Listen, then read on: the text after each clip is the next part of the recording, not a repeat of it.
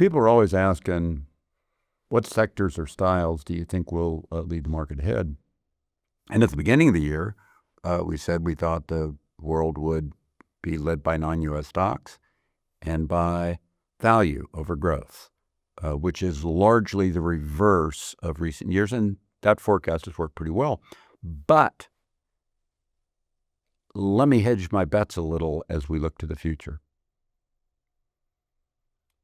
The forces that have helped forge that which has occurred in 2025 so far have been the result of the tariffs, bank lending becoming more profitable relative to America overseas than in America.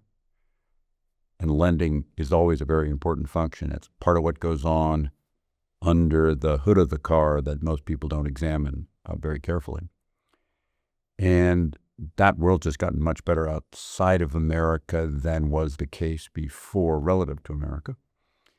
So if instead we were to envision a world moving forward in the back half of 2025 where those two functions were to reverse, then you would see America picking up steam again. I don't envision seeing that right now, but that doesn't mean it doesn't happen. Let me go back to a different point. As I've been prone to say in columns and wherever anybody asks me, this year America's run among the 47 countries in the MSCI All World Index from running steadily up at the top of the pack among the top 4 over the last few years to where this year we're running, depending on whether you're looking at dollars or some foreign currency, someplace between about number 36 and number 42. And a big piece of that is because of the fear of American tariffs and capital moving away from America associated with that. And then the other part is this bank financing feature. I don't envision at this moment in time clarity on the tariff situation for a whole series of reasons, but I might be wrong. Right now, and I'm not going to put a lot of time into this on this video, but right now, where it looks like we're going is President Trump trying to deploy 10% tariffs largely across the board with some minor variations globally. If that's the case, that's not a, compared to the beginning of the year, very positive outcome because those tariffs will hurt America. And then if that's the case, you'll continue to see the non-U.S. world leading America. It is also, however, possible that the court and other court cases upend the tariffs and move us back to a world much more like the world that we had before these tariffs were escalated, in which case that whole scenario would reverse. I don't have a correct way to tell you how those court cases will proceed. As you probably know, the tariffs that were struck down by the International Court of Appeals, International Court of Trade, were put on pause by the appellate court while it would hear the case, and that won't be decided until the end of July, if on time. And then after that, that could get appealed to the U.S. Supreme Court, and that could take more time. How all that plays out, I'm not going to speculate on.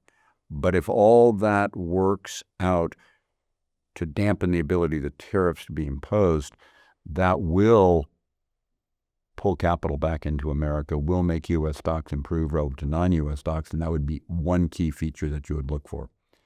The other key feature would be if we should unexpectedly, which I don't expect but could happen, see the central bank, Federal Reserve, fear downside in the economy more than it fears inflation and start cutting short rates. Because as short rates would fall relative to long rates in America on a relative basis to overseas, where most countries already have been cutting rates more aggressively than we have, you would then see a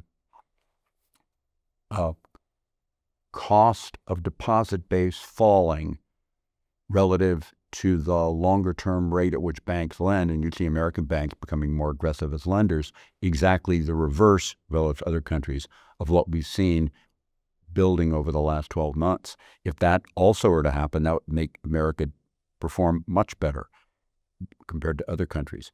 But right now, my expectations the back half of the year will irregularly, with some months more so, some months less so, some months the reverse so, go on doing what it's done in the first half of the year, which is to see non-U.S. leading U.S., Europe particularly strong as a region.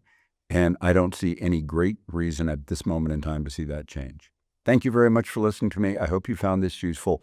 But as a second and final point, remember, whatever you think of America at a point in time, greatest country in the world in my opinion, most diverse economy in the world by any measure, greatest stock market in the world long term, it is still true that you always learn more about your own country if you think about the world stock market first and your own stock market second.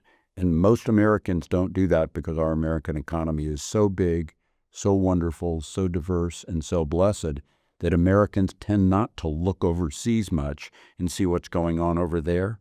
But whatever's going on over there, sometimes for good, sometimes for bad, impacts us significantly as well as what we do here, impacting them. And the best place to start in seeing the world correctly is to focus on the world and then your own country. Thank you much for listening to me. Hi, this is Ken Fisher. Subscribe to the Fisher Investment YouTube channel if you like what you've seen. Click the bell to be notified as soon as we publish new videos.